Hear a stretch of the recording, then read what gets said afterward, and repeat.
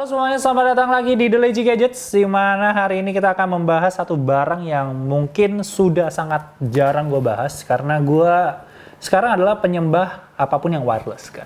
Walaupun keyboard gue yang terakhir sekarang nggak wireless, cuman gue adalah penyembah wireless dan gue akhirnya dikasih kesempatan buat nyobain Beyerdynamic MMX100. Emang secara nama itu agak ganggu, tapi inilah Beyerdynamic MMX100. Jadi adalah headset gaming cable dari Beyerdynamic. Kalau kalian yang udah lama di dunia audio, kalian udah pasti tahu Beyerdynamic ini bukan sebuah brand baru. Jadi dia itu kayak yang terkenal tuh kayak DT990 Pro atau mungkin DT1700 sama satu lagi itu DT1990. Ini adalah headphone yang udah sangat terkenal dan mungkin dipakai oleh banyak banget streamer. Dan sekarang mereka tuh ngerilis sebuah gaming headset yang sebenarnya nggak dibilang baru juga, karena kalau gue cek ini rilisnya tuh sebenarnya udah dari November 2021.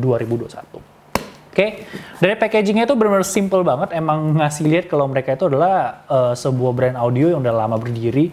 Jadi nggak usah ada gimmick ini dan itu gitu kan. Kalau kalian buka gitu, nih nanti akan lebih jelasnya akan di B-roll. Tapi kalau kalian buka, kalian tuh udah langsung dapat foam busa untuk headsetnya, mic-nya udah ada penahan juga di atas. Jadi kalau kirim-kirim tuh aman, dan juga ada buku manualnya yang tipis banget. Sama di dalamnya itu kalian dapat additional cable. Jadi di sini sebenarnya gue nggak akan panjang banget ngebahas si studio kelas analog gaming headset ini, karena emang sebenarnya nggak ada gimmick juga. Secara kabel dia ada dua. Yang pertama adalah yang 1,2 meter itu untuk yang satu ujungnya, jadi 3.5 to 3.5, dan satu lagi itu adalah yang ada 2 meter. Ini buat kalian yang main di PC, yang mungkin untuk konsol, walaupun kalian nggak akan pakai mic-nya, buat dapet jangkauan yang lebih jauh. Sedangkan yang ini, yang 1,2, lebih kayak switch atau untuk laptop. Untuk barangnya ini, secara build quality ini sangat-sangat bagus. Jadi emang ini untuk headpadnya, earpadnya tebal banget, leather juga, dan ini comfortnya itu enak mampus. Jadi kalau kalian sudah pakai lama pun, dia aman-aman aja. Cuman untuk hinge yang di kiri kanan ini gue agak parno ya, karena gue punya headset dengan desain yang sama, headphone lebih tepatnya, Takstar Pro 80, dan bagian kiri kanannya karena plastik patah, tapi ini full besi. Jadi harusnya akan jauh lebih aman.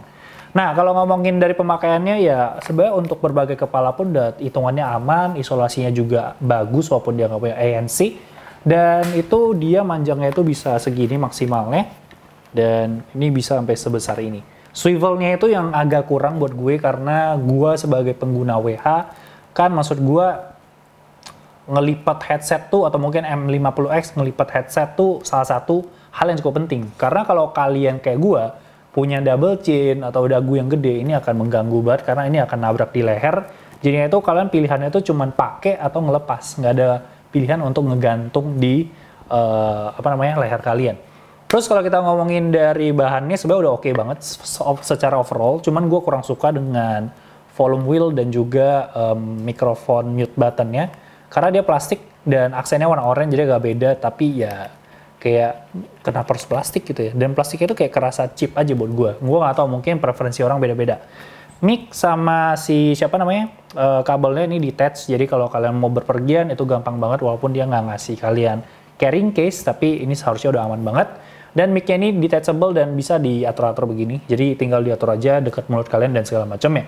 Terus, untuk headset ini sendiri, kalau kalian mau tahu seberapa nyaman earpadnya, ini kalian bisa denger nih kayak burger.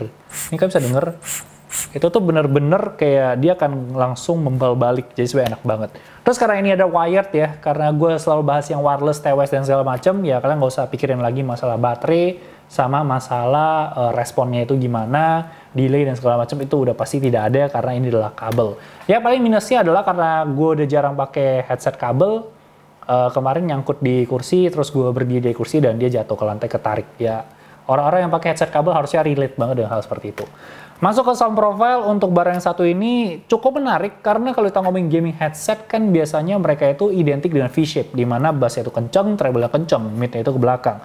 Tapi untuk yang satu ini bisa dibilang agak turun ke bawah, karena untuk treble sama mid-nya itu udah oke, bahkan mid-nya agak mundur dikit, tapi treble sama mid-nya itu cukup clear, detail, tapi bass-nya itu tidak sekencang bass-bass yang kalian temukan pada headset gaming. Jadi bisa bilang fine tune banget, dan ini ini good side-nya adalah kalau kalian main game tembak-tembakan atau perang, itu suara granat gak akan bikin telinga kalian meledak gitu.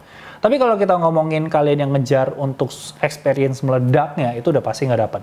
Terus kalau kita ngomongin kita main game yang lebih banyak naratifnya atau lebih ke suara ngobrol, ya kalian akan dengar dengan jelas. Bahkan kalian bisa kayak sambil tembak-tembakan tuh kalian bisa denger step dengan jelas karena bassnya yang nggak akan semengganggu itu gitu.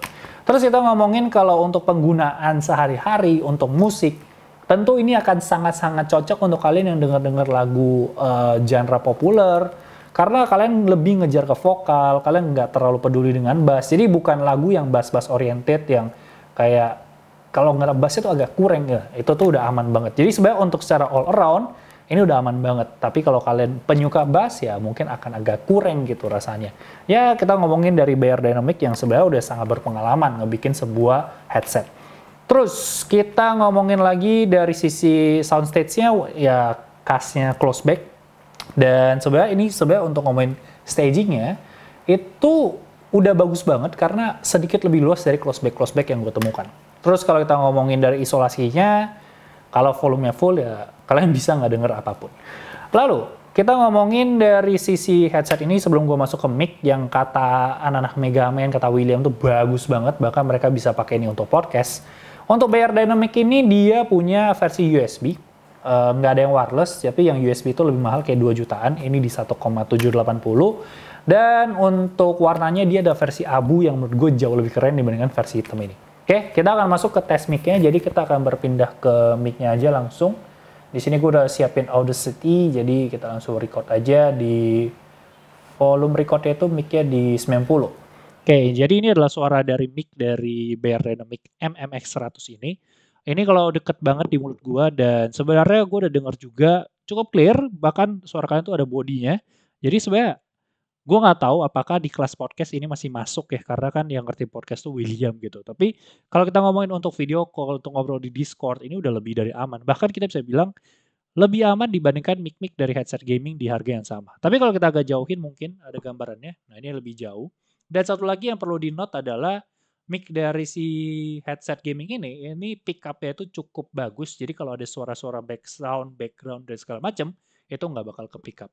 Oke, itu aja untuk mic-nya. Kesimpulannya, ini headset yang harganya cukup bombastis ya. Karena kalau kita ngelihat di luar harusnya kan di 100 USD. Itu juga barang lama, dia harusnya ada diskon dan segala macam. Tapi mungkin di sini dia masih 1.780.000. Tentu ada alternatif lain kayak MH752 atau Steel Series yang apa ya, gue lupa. Ada yang di 1,5, gue lupa namanya apa. Gue pernah review juga.